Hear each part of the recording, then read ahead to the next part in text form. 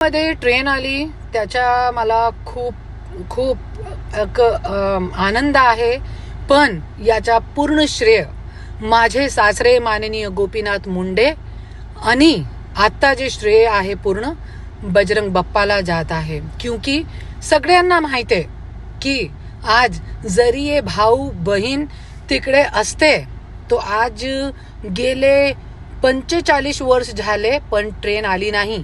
जरी हे लोक असते ना आता पण ट्रेन नाही आली असती.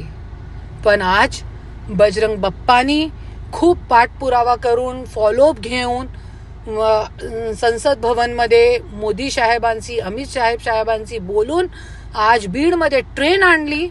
याचा मी खूप खूप धन्यवाद करते आणि बजरंग बाप्पा तुम्हाला खूप खूप आभार. आमचे बीडवासियांचा तुम्ही खूप खूप साथ दिला त्याच्यासाठी मी खूप खूप आभार मानते तुमचा. खूप खूप धन्यवाद. मोदी साहेबांचा धन्यवाद, अमित साहेबांचा धन्यवाद आणि आमचे बजरंग बाप्पाचा धन्यवाद. आणि आज माझे सासरे माननीय गोपीनाथ मुंडे साहेबांची आत्माला पण खूप शांती भेटली असेल आणि त्यांचा पण मी खूप खूप आभार मानते आणि खूप आनंद वाटला. ट्रेन चालू झाली. माझी पण तब्येत प्रकृती ठीक नाही होती त्याच्यासाठी मी अभिवादन नाही केला. मी आली नाही तर मी स्वतः येणार होती.